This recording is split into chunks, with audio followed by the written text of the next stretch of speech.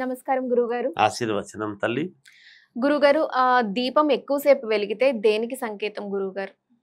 శ్రీ మహాగణాధిపతయే నమః. ఐం మహాసరస్వత్యే నమః. శ్రీ లలితాంబికాదేవియే నమః. దీపము ఎక్కువసేపు వెలిగితే దేనికి సంకేతం అనేటువంటిది ప్రశ్న. దీపము మనము ఉదయాన్నే లేవంగానే దీపారాధన అనేటువంటిది చేస్తాం. మనము మన ఇంటి దేవుడి పటం ముందు, లేదు మనకు ఇంట్లో దేవుడి యొక్క రూములో కానీ, లేదా ఒక పటం ఉండి పటం ముందు కానీ మనం దీపారాధన చేసుకోవటము సాంప్రదాయం చేస్తున్నాం.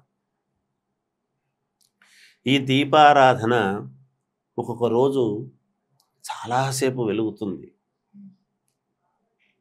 మామూలుగా వెలిగించిన వాళ్లకు ఆశ్చర్యం, ఏమిటబ్బా ఇవాళ ఇంతసేపు వెలుగుతుంది, మామూలుగా అయితే ఉదయాన్నే కొంచెం వెలిగించంగానే కొంచెం కొండెక్కేటువంటివి కదా, ఇంతసేపు వెలుగుతున్నాయి ఏమిటి అంటే, ఒక్కొక్కసారి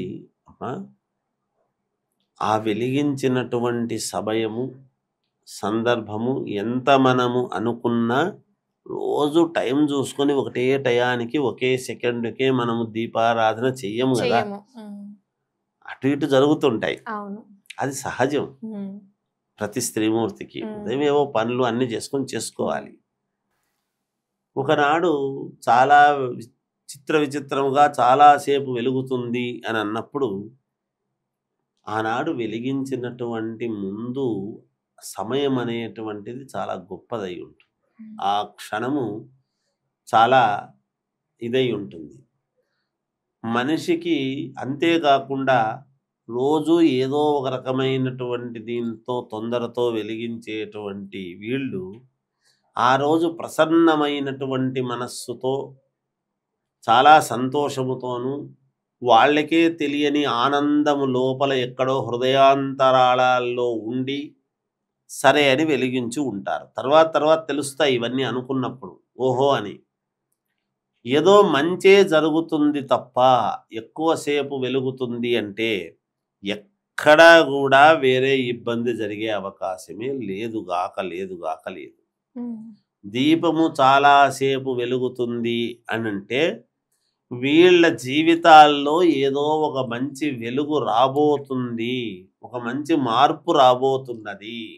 ఇంట్లో పిల్లలకు ఉద్యోగపరంగాన ఈ వెలిగించినటువంటి స్త్రీమూర్తి భర్తకు ఏదైనా మంచి అప్గ్రేడ్ వచ్చి ఉద్యోగం చేసుకుంటూ ఉంటే జీతము పెరగటమా, లేకపోతే ఉన్నతమైనటువంటి స్థితికి ఆ ప్రమోషన్ వచ్చి వెళ్ళటమా, స్థానము మార్ప, లేకపోతే ఇంట్లో ఎప్పటి నుంచో పెళ్లి కావాల్సినటువంటి పిల్ల ఉంటే పెళ్లి కుదరటమా, లేదా ఆస్తి తగాదాలు ఏమైనా ఉంటే స్థిరాస్తులకు సంబంధించినటువంటివి రావటమా, లేదా కొడుకు ఎగ్జామ్స్ రాయటానికి ఆ రోజే వెళుతూ ఉన్నాడా, లేకపోతే వెళ్ళి రిజల్ట్స్ వచ్చేటువంటి రోజా ఇది, లేదా రేపో ఎల్లుండో రిజల్ట్స్ వస్తాయి అని అనంగా ముందు రోజు మనకు సూచనప్రాయముగా ఇది జరుగుతూ ఉన్నదా, లేకపోతే ఒక వ్యాపారం చేసుకునేటువంటి వ్యక్తి అధిక లాభాలు తీసుకోబోతున్నాడు అనేటువంటిదా, లేదా ఒక వ్యాపారము పెట్టబోతున్నాడు, నేను ఎలా జీవనము గడపాలి, నాకంటూ ఒక వ్యపతిష్టత లేదే,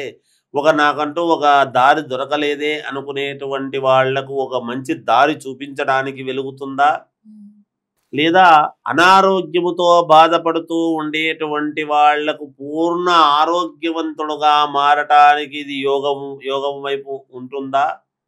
ఇలా అనేక రకాల విషయాలలో దేనికైనా దీన్ని మనం ఆపాదించుకోవచ్చు.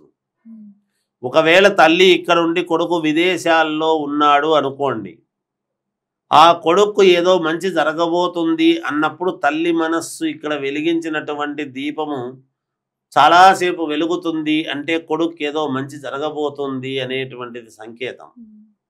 అలా అనేక రకాలుగా ఏదో ఒక రకమైనటువంటి శుభ సంకేతమే తప్ప ఎక్కువసేపు దీపము వెలుగుతూ ఉంది అంటే చాలా యోగవంతమైనటువంటిది.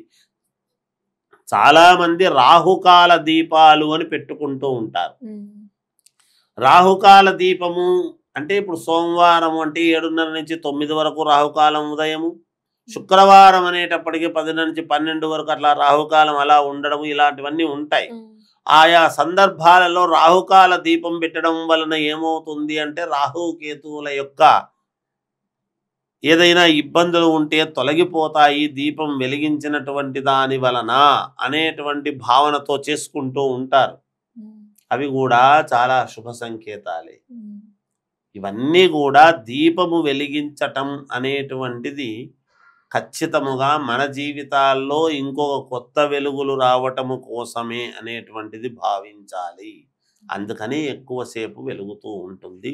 అలా వెలగడం అనేటువంటిది శ్రేయోదాయకమైనటువంటి విషయమే అని తెలియజేస్తూ జయోస్తు. ధన్యవాదాలు గురుగారు.